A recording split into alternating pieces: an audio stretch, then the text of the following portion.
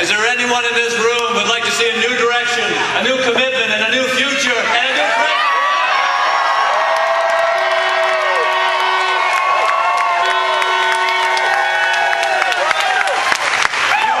You are not alone, because our good friend Mr. Bush's poll ratings are so low that even he thinks the only thing he's above is the law. Thank you, Jay Leno. I just want to say it's an honor to be here. It's been an honor to support Barack Obama, but I want to tell you, about 100 days ago, something unexpected in Maine happened. Across the fields and across the rivers and across the lawns and out into the courtyards of our schools and our gymnasiums, our cafeterias, hundreds and then thousands of Maine Democrats showed up in February to vote for their chosen leader of this country.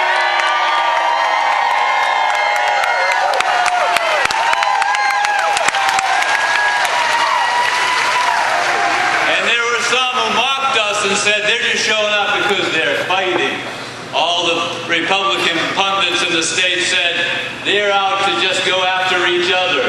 I just want to say I have a different view.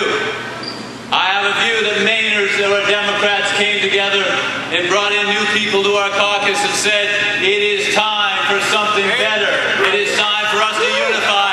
It is time for us to improve this country, and we're going to make a statement and we're going to do it.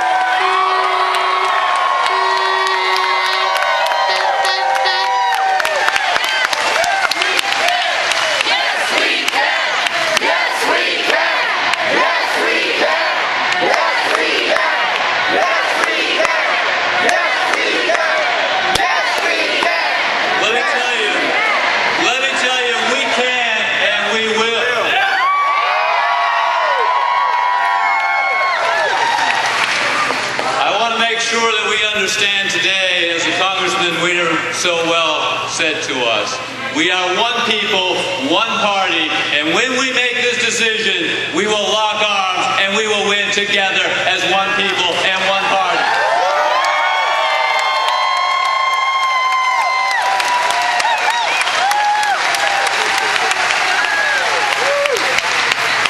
I want to tell you just a little bit of some of the things that I could go through with Barack Obama and tell you about, and I'm going to just do that because I think that it's important for us to talk a little bit about why it makes sense. But I also want to recognize that there are multiple positions. I just want to tell you right now that for me, growing up in the home that I grew up in, with a single mother who worked at Shaw's Supermarket, he described his story one time as improbable. It was improbable where he came from that he would end up where he is. Yeah. And for me, I identified with that. I said, my story's a little improbable too. And so I'm going to stand for somebody that I can identify with. But I'll tell you, if Hillary Clinton is our nominee, we're going to be a darn lucky party. Now,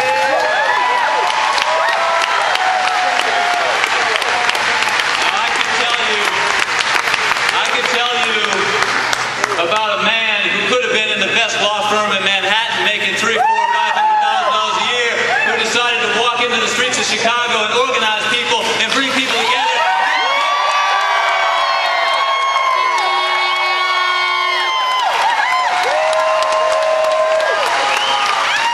And I can tell you about a man whose father is Muslim and his mother's white, and just electing a man like that to the presidency of the United States would ripple through the waves of every capital, healing.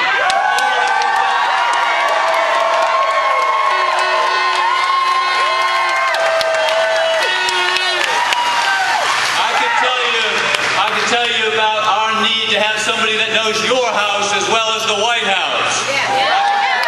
I could tell you about somebody who knows Western Avenue and Congress Avenue as much as they know Pennsylvania Avenue. And I can tell you that as a man, he said, I don't agree with the war in Iraq long before it was fought.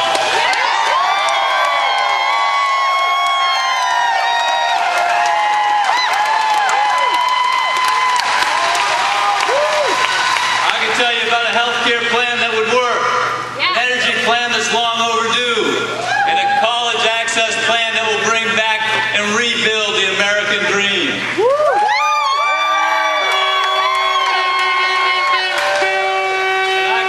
to you about a young black man who was forged in the cauldron of race and class, and yet identifies primarily, significantly, and number one as an American above all else.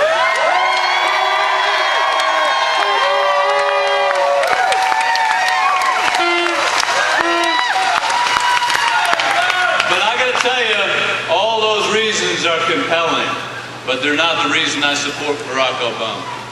There are people in this world who are good political leaders that can tell you how, and they can tell you what. They can tell you how a policy should look and what they're going to do, what it should be. But what you want to look for is a person that can tell you why. That's right. Yeah. The person who can tell you why is going to remind you what this country was built on. That's right. That person is going to tell you, I know what brings out the best in you, and it brings out the best in me, and we will be the best.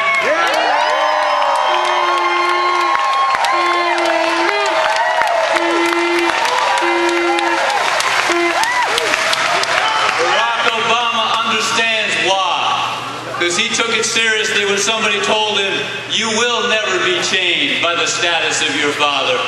You will never be condemned by the color of your skin. You will never be condemned by the things that you believe religious or political. He believed in the improbable story that somebody so young and seemingly so uncared for in the world could make it to where he was in the world, and he believed it. And because he believed it, he can tell you why. He'll have plenty of time to tell you what and how. But if you don't get the why, you haven't got it in your heart. And if we're going to beat the Republicans and take this country back, we got to have it in our hearts.